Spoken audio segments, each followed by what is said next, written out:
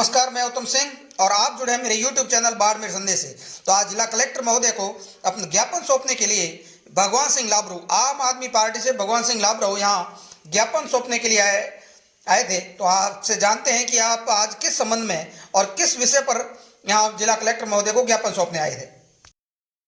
आज एक तो हमारा ज्ञापन जो था आम आदमी पार्टी की तरफ से किसानों के समर्थन में MSP के मुद्दे को लेकर के जो किसान कई दिनों से आंदोलनरत है, उनके पक्ष में माननीय प्रधानमंत्री जी के नाम जिला कलेक्टर महोदय के मार्फत से ज्ञापन दिया गया है कि उनका जो MSP का जो मुद्दा है वो बहुत ही गंभीर मुद्दा है। आज नहीं होगा, 2004 में सरकार ने एक वादा किया था, उस टाइम से स्वामीनाथन जो कमेटी गठित हुआ था उसने जो इनकी अनुशंसा किया था और उसके बावजूद आज तक उसको लागू नहीं किया गया। और किसानों कई सरकारों ने, कई जो राष्ट्रीय दल थे, उन्होंने चुनाव लड़ते समय उनके पास में अपने मैनिफेस्टो के अंदर रखा था कि हमारी सरकार बनती है तो हम किसानों के MSP जो होगा इनका समर्थन करती है, कि हमारी सरकार बनती है तो हम किसानों के MSP की जो होगा इनका समर्थन करती है और इनकी मांग पूरी करेंगे। तो फिर सरकारें जब वादा करती है, मैनिफेस्टो में देती है, जब चुनाव आते हैं उस टाइम से बड़ी बड़ी घोषणाएं करती है, उसके बाद में मुकर क्यों जाती है? आखिर इस देश में किसान ही तो ऐसा है जो सभी को चलाता है। देश की सर रीढ़ भी किसान है।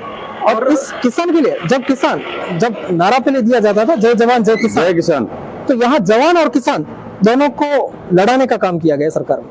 जब जवान थे उनको खिलाफ कर दिया, उनके खिलाफ झूठी मुकदमे दर्ज करना चालू कर दिया। तो आखिर किसान अपनी मांग तो रख रहे हैं, ऐसा क्या किसानों की जरूरत पड़ी जो किसी दूसरे देश की तरह आते उनके किले ठोक दिया, रास्ते बंद कर दिए गए? तो ये पूरा एक गलत था।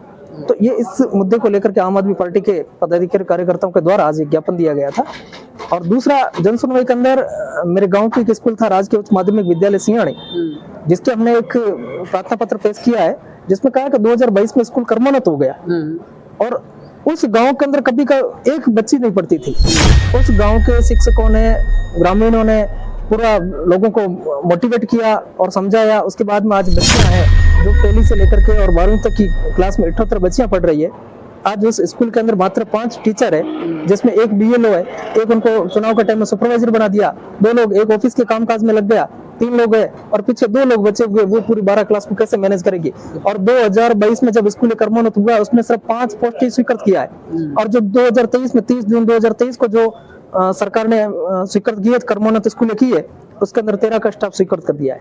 तो आखिर ऐसा क्यों? क्योंकि सबसे ज्यादा उसमें SC ST की और OBC की बच्चियां पढ़ती है और बच्चे पढ़ते हैं, इसलिए उनको पीछे धकेल रहे हैं। आखिर किसी भी स्कूल के अंदर उनका हक है, उनका अधिकार है, वो बराबर होना चाहिए।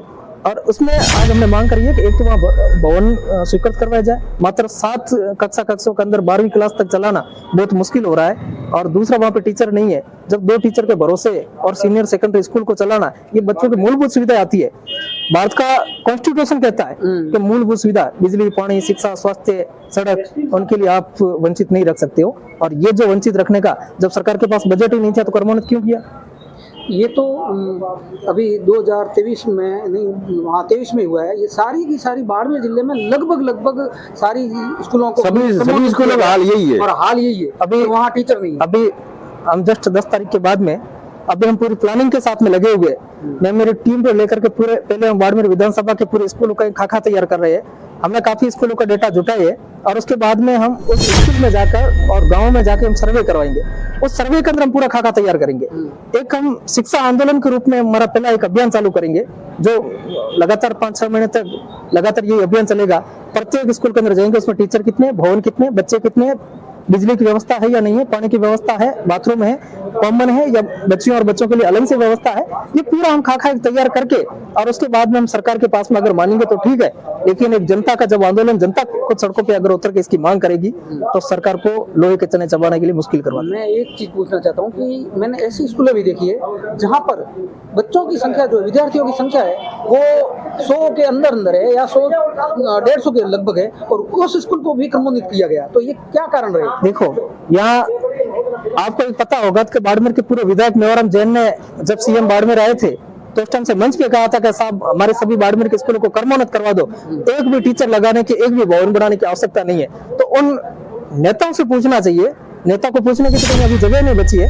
फिर भी वैसे लोगों को अगर पूछे कि जब स्टाफ की आवश्यकता नहीं है, भवन की आवश्यकता नहीं है, तो आप कैसे तुम शिक्षा के बारे में और कैसे बच्चों का तुम भविष्य सुरक्षित करोगे, सिक्योर मतलब आप करोगे? सीधा सीधा आरोप लगा रहे हो कि ये राजनीतिक फायदे के लिए, राजनीतिक फायदे के लिए था। और भाजपा सरकार अभी पूरी प्लानिंग में लगी हुई है।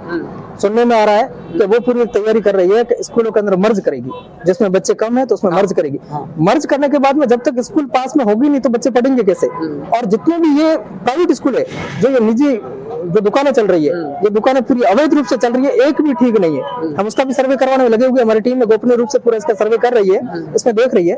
RTE के राइट टू एजुकेशन के नाम से जितने भी पैसे होंगे वो लाखों रुपए के प्राइवेट स्कूल है, गरीब बच्चों को एडमिशन मिलता ही नहीं है। वो पूरा का पूरा गबन किया जा रहा है। सरकार को सीधा चुनाव लगाने का प्रयास कर रही है। जिस अकॉर्डिंग वो भवन होना चाहिए निजी स्कूलों का, वो एक भी बाड़मेर शहर के अंदर आसपास में उसका निजी भवन सही नहीं है। उनका खेल मैदान खेल मैदान नहीं है, सही बात है। जब खेल मैदान ही नहीं है तो इन बच्चों को आप किस प्रकार से उनका खेल में तैयारी सरकारी करवाओगे? गाइडलाइन के अनुसार किसी की कोई है नहीं, योग्यताधारी उनके पास टीचर नहीं है। और ऐसी जगह पे उनके भवन बने हुए, अगर कोई हादसा हो जाए, आकस्मिक दुर्घटना हो जाए, पानी के आग बुझाने की सुविधा नहीं है, तो बिल्कुल हिसाब से किसी भी हिसाब से उनको बचाव करने का कोई रास्ता नहीं बचेगा। तो ये पूरा हम इस शिक्षा क्रांति के तौर पर हम पूरा काम करने का आम आदमी पार्टी और हमारा राष्ट्रीय भ्रष्टाचार निरोधक मानवाधिकार संगठन टीम संयुक्त रूप से एक आंदोलन चला करके इसका पूरा प्रयास करेगी। और हम जिस हिसाब से होगा हम काम करके और इस निस्वार्थ भाव से हम इसको शिक्षा क्रांति के ऊपर और स्वास्थ्य के रूप में हम दोनों जगह काम करने का पूरा भरसक प्रयास आप ये दो मेन मुद्दे लेकर के आज दो मुद्दे होंगे जिस हिसाब से हमने ये पूरा ज्ञापन दिया है।